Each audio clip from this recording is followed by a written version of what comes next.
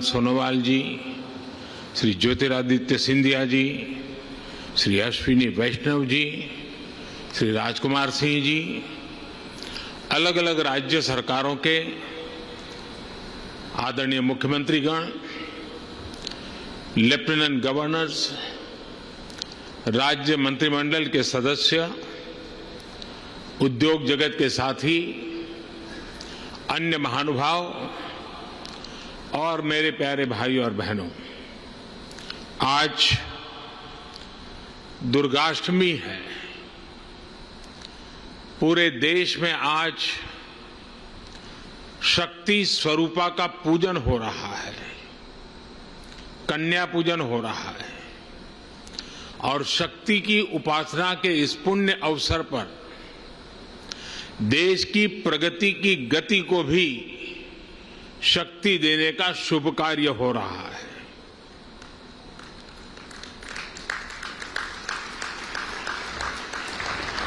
ये समय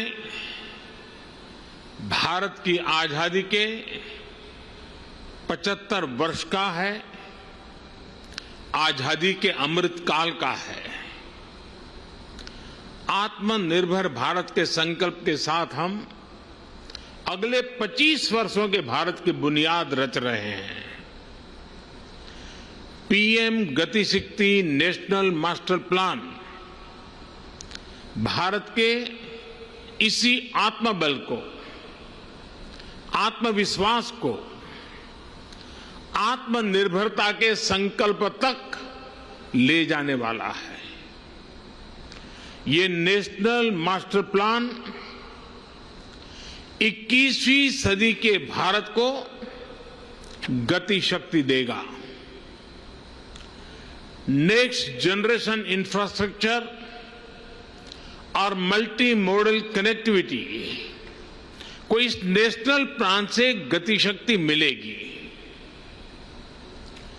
इंफ्रास्ट्रक्चर से जुड़ी सरकारी नीतियों में प्लानिंग से लेकर एग्जीक्यूशन तक को ये नेशनल प्लान गति शक्ति देगा। सरकार के प्रोजेक्ट्स तय समय सीमा के भीतर पूरे हों, इसके लिए ये गति शक्ति नेशनल प्लान सही जानकारी और सटीक मार्गदर्शन करेगा। गति शक्ति के इस महाअभियान के केंद्र में हैं भारत के लोग, भारत की इंडस्ट्री, भारत का व्यापार जगत, भारत के मैन्युफैक्चरर्स, भारत के किसान, भारत का गांव। ये भारत की वर्तमान और आने वाली पीढ़ियों को 21वीं सदी के भारत के निर्माण के लिए नई ऊर्जा देगा। उनके रास्ते के अवरोध समाप्त करेगा। ये मेरा सौभाग्य है कि आज के इस पावन दिन में पीएम गति शक्ति नेशनल प्लान, इसका शुभारंभ करने का मुझे अवसर मिला है। साथियों, आज ही यहां प्रगति मैदान में बन रहे इंटरनेशनल एग्जीबिशन कम कन्वेंशन सेंटर के 4 प्रदर्शनी हॉल का लोकार्पण भी हुआ है। दिल्ली में आधुनिक इंफ्रा से जुड़ा ये भी एक अहम कदम है। ये एग्जीबिशन सेंटर्स हमारे एमएसएमईज, हमारे हैंडीक्राफ्ट, हमारे कुटीर उद्योग को अपने प्रोडक्ट्स दुनिया भर के बाजारों के लिए शोकेस करने, ग्लोबल मार्केट तक अपनी पहुंच बढ़ाने में बहुत बड़ी मदद करेंगे। मैं दिल्ली के लोगों को, देश के लोगों को बहुत बधाई देता हूं, शुभकामनाएं देता हूं।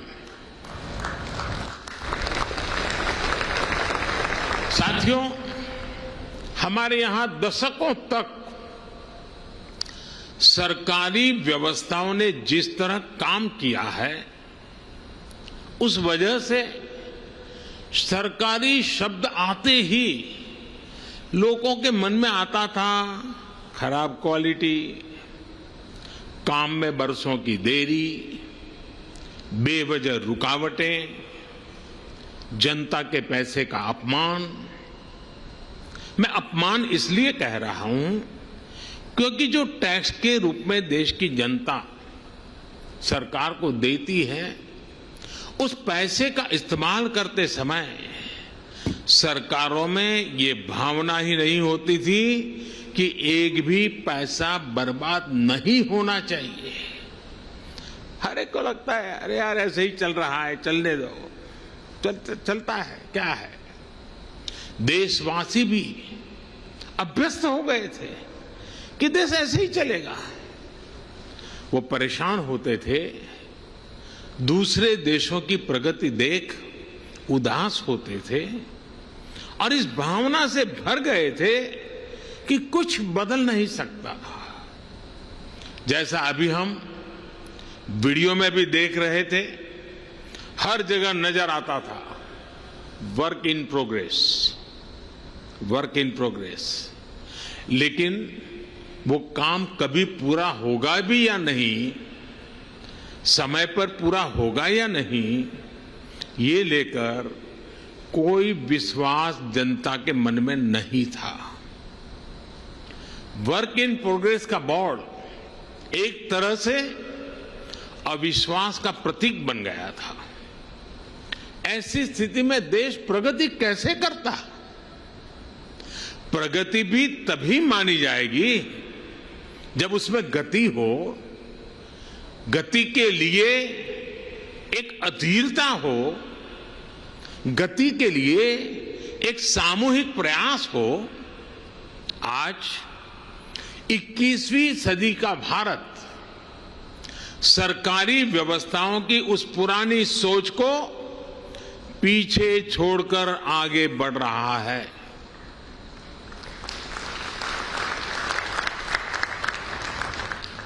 आज का मंत्र है विल फॉर प्रोग्रेस,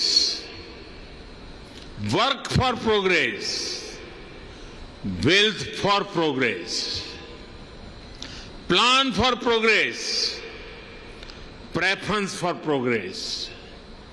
हमने न सिर्फ परियोजनाओं को तय समय सीमा में पूरा करने का वर्क कल्चर विकसित किया, बल्कि आज समय से पहले प्रोजेक्ट पूरे करने का प्रयास हो रहा है। अगर आज भारत आधुनिक इंफ्रास्ट्रक्चर के निर्माण के लिए ज्यादा से ज्यादा इन्वेस्टमेंट करने के लिए प्रतिबद्ध है, तो वही आज का भारत हर वो कदम भी उठा रहा है जिससे प्रोजेक्ट्स में देरी ना हो, रुकावटें ना आए, कम समय पर पूरा हो। साथियों, देश का सामान्य मानवी एक छोटा सा भी घर बनाता है तो उसके लिए बाकायदा प्लानिंग करता है। कोई बड़ी यूनिवर्सिटी बनती है, कोई कॉलेज बनाता है, तो भी पूरी प्लानिंग के साथ बनाया जाता है। समय समय पर उसके विस्तार की गुंजाइश को भी पहले से ही सोच लिया जाता है। और ये इसमें हर किसी का अनुभव है, हर एक का ये अनुभव से आप गुजरे हैं। लेकिन दुर्भाग्य से हम भारत में इंफ्रास्ट्रक्चर से जुड़े प्रोजेक्ट्स में कॉम्प्रिहेंसिव प्लानिंग से जुड़ी अनेक कमियां रोजमर्रा अनुभव करते हैं। थोड़ा बहुत जहां हुआ भी है तो हमने देखा है कि रेलवे अपनी प्लानिंग कर रही है, रोड ट्रांसपोर्ट डिपार्टमेंट अपनी प्लानिंग कर रहा है, टेलीकॉम डिपार्टमेंट की अपनी प्लानिंग होती है, गैस नेटवर्क का काम अलग प्लानिंग से हो रहा है। ऐसे ही तमाम डिपार्टमेंट अलग अलग प्लान करते हैं। हम सभी ने ये भी देखा है कि पहले कहीं सड़क बनती है, सड़क बिल्कुल तैयार हो जाती है, और फिर कोई पानी वाला डिपार्टमेंट आएगा, वो पानी की पाइप के लिए उसकी खुदाई कर देता है, फिर पानी वाले पहुंच जाते हैं। इसी तरह काम होता रहता है। ये भी होता है कि रोड बनाने वाले डिवाइडर बना देते हैं, और फिर ट्रैफिक पुलिस कहती है कि इससे तो जाम लगा रहेगा, डिवाइडर हटाओ। कहीं चौराहे पर सर्किल बना दिया जाता है तो ट्रैफिक सुचारू रूप से चलने में बजाय वहां अव्यवस्था होने लगती है। और हमने देश भर में ऐसा होते हुए देखा है। इन परिस्थितियों के बीच जब सारे प्रोजेक्ट्स को सिंक्रोनाइज करने की जरूरत पड़ती है तो इसके लिए बहुत ज्यादा एफर्ट्स करना पड़ता है। बिगड़ी हुई बात को ठीक करने में बहुत मेहनत लगती है। साथियों, ये जितनी भी दिक्कतें हैं उसका मूल कारण ये है कि मैक्रो प्लानिंग और माइक्रो इम्प्लीमेंटेशन जमीन आसमान का अंतर होता है। अलग अलग विभागों को पता ही नहीं होता कि कौन सा विभाग कौन सा प्रोजेक्ट कहां शुरू करने की तैयारी कर रहा है। राज्यों के पास भी इस तरह की जानकारी एडवांस में नहीं होती। इस तरह के साइलोस के कारण निर्णय प्रक्रिया भी प्रभावित होती है और बजट की भी बर्बादी होती है। सबसे बड़ा नुकसान यह होता है कि शक्ति जुड़ने के बजाय, शक्ति मल्टीप्लाई होने के बजाय शक्ति विभाजित हो जाती है। जो हमारे प्राइवेट प्लेयर्स हैं उन्हें भी ये ठीक ठीक पता नहीं होता कि भविष्य में यहां से सड़क गुजरने वाली है, या यहां से कैनाल बनने वाली है, या यहां कोई पावर स्टेशन लगने वाला है। इस वजह से वो भी किसी क्षेत्र को लेकर, किसी सेक्टर को लेकर बेहतर प्लान नहीं कर पाते हैं।